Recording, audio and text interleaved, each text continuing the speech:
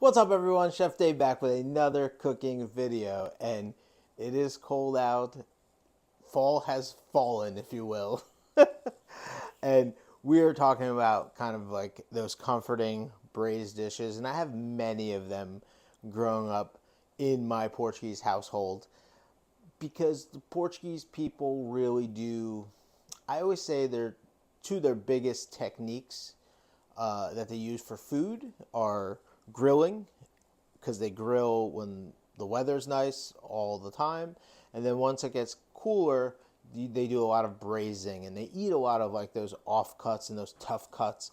So braising is implemented quite a bit, and this is a perfect example of a dish. What we're going to do today, this is chicken gizzards. Okay, I grew up eating chicken gizzards, braised Portuguese style. Okay, Moelas Portuguesas is how you say it in Portuguese.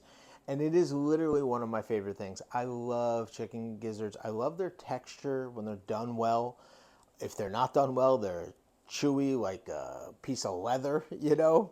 If you take the time and you do this right, you end up with kind of a very luxurious, unctuous sauce that is just packed with chicken flavor, you know? Chicken gizzard is what all birds, I believe, use to crush the food they eat. So seeds in particular, things like that, have to pass through the gizzard. The gizzard itself is filled usually with pebbles and sand, and there's a natural grinding motion that happens. It's almost like your heart just naturally flexing. Gizzards do the same thing when they eat, and they crush the food so that they can digest it properly. As you can imagine, if you were built to just constantly crush things, you would be very tough and very strong. And a chicken gizzard is exactly that. Okay, so let's get into it. So for the recipe itself, very simple, very straightforward. There is one variable. Sometimes people put tomato in it, which is fine. I'm just not doing that this time around. But this is basically my mom's version, who I think makes some of the best ones. We're going to need lots of onion, garlic. This is about two medium onions and about 12, actually, 10 to 12, depending on their size, cloves of garlic. This is 2.5 pounds of chicken gizzards, about a cup and a half of good red wine. And for the spices, we've got black pepper, salt, lots of bay leaf, and paprika, as well as another alternate ingredient that you can use that I like to use is a little bit of piri piri or chili flake. And that's what we have there, a little espelette actually. And now when you're dealing with the gizzards themselves, and this is what they look like when they come pretty clean, okay? So this has been split. This runs this way, I believe, from my anatomy class is correct. And then they split it open. And this silver skin, super tough. The muscle itself, super tough. This skin that it has, super tough. But on top of this skin is a green skin, right? This is like, you want to talk about leather. This is inedible. This is so hard, impenetrable. And all these are clean, but you do have to give them a once over, because occasionally, you know, when they clean them, they'll miss a piece or miss one. And so if you try to eat that, it's very unpleasant. So it comes off pretty easy. For something so tough, it comes off pretty easy, where it just peels off just like that, okay? But that right there, that's inedible. You want to make sure you get those out. You don't want any of that in your actual gizzards, because someone who gets that will be extremely unhappy. But it comes right off, super easy, but it is literally tough as nails. All right. Now that we have our gizzards prepared, let's get into the cooking. We are going to start off on a high heat here, okay? And we're going to start off with our vegetables. First thing you do, you put in about a half a cup of olive oil. Again, very generous in the olive oil. Okay, because gizzards themselves don't really have a lot of fat, so this is your way of kind of introducing fat to the dish. good fat, like olive oil. We're going to keep this on high heat, but we're going to take our time to cook it. Okay, so we might drop the heat a little bit. We really want things to kind of fry up and start cooking. We're not trying to burn it, right? We are trying to build those flavors, and those flavors take time. We're going to start on high heat, and we're going to probably drop it to medium high, so that build up of that, I wouldn't say we're looking for like caramelization, but you're definitely looking for very, very soft with some color. Okay, that's what you got to think when you're building this. All right. All right, now that our oil is nice and hot, we're going to add our onions and garlic. Okay. Like I said, we're going to leave this on high. We're going to sweat this out and then drop it down. There we go. See that little bit of color we're getting, but it's really cooking down. That's what you're looking for.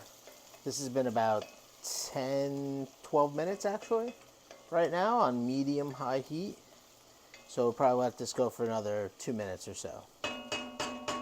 All right, here we are, 2 more minutes. This looks absolutely fantastic. Now we're going to drop this back up to high heat, and we're going to add our spices. And we're going to toast our spices in this high heat for a second. You're not doing it a very long time, you're just toasting it up. Looks great. Aromatics are fantastic on this. Now we're going to add our red wine. We're going to let that red wine come to a boil, which should happen fairly quickly. Now we're going to add our gizzards. Slide them right in. Now you're not going to add any more liquid at this point. If we need it later, we will add it. At this point, we're just going to bring this back up to a boil, and this will release a bunch of liquid from the gizzards themselves. And then we're going to put a lid on this, so the reduction is going to be very minimal, and we kind of want that concentrated sauce. Okay, let this go for probably about 2 minutes or so, just to bring it up to a nice simmer, and we'll cover it, put it on low heat, let it go for 2.5 hours, 2 to 2.5 hours. We'll check it in 2 hours to see the tenderness, and we'll go from there. I don't know if you saw that right there. I'm going to try to maybe zoom in on that, but there. As soon as that heat really starts to hit them, they start curling up. It's just kind of crazy. Look at that. That's looking good. It's almost ready to be dropped back. Again, don't worry too much about the lack of liquid right now. We are in a good place, good simmering happening. I'm going to cover this, drop it back, and now we're going to set a 15-minute timer. We're going to come back, and it still looks like it needs a little bit of liquid. We'll top it off with a little bit of water. You want the liquid to start, just basically to end up just right at the top of the gizzards. All right, so we are now 2 hours in. And I checked it once or twice, just make sure that the liquid was still on point. And this is what we got. Okay, liquid is nice, reduced. You can see that the gizzards have kind of shrunk down a little bit. They are nice and tender. You can tell by, you can tell by looking at them, I think, but the one true way is by tasting them. Let me take this little piece right here. Woo, hot. Oh yeah, beautifully tender. Seasoning is perfect, and that's it right here. That's all she wrote. Boom. Just enough juice. You don't want it swimming in juice, but you obviously want some juice in there. And in 2 hours, these are ready to go. Look at that. Ain't nothing wrong there. There you have it, everyone. Moelas Portuguesas, or stewed or braised chicken gizzards. The best. Place is so aromatic right now with that bay leaf and the onions and garlic and wine. Just one of my favorite things. It's just, for me, it brings back a lot of memories, and fond memories at that. And typically speaking, this would be an appetizer. This is not normally a main course. Can you make it a main course? Absolutely. You serve this over rice, easily rice, gizzards, salad.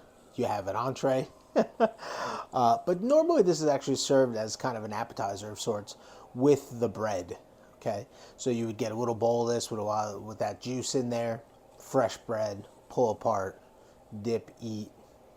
That's it. Can't ask for much more. I'd finish this with some fresh parsley or scallion. Would be fantastic.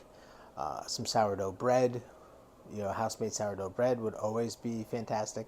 This works in sandwich form too. If you do like a little bean puree on a ciabatta or a soft roll or something like that, this works very well. So it's an inexpensive protein, and it's a unique protein that most people just don't eat, but it's absolutely fantastic, super delicious. Thanks for joining me, everyone. If you're enjoying this content, make sure you comment, like, subscribe, ring that notification bell, and Chef Dave will see you on the next one. Peace.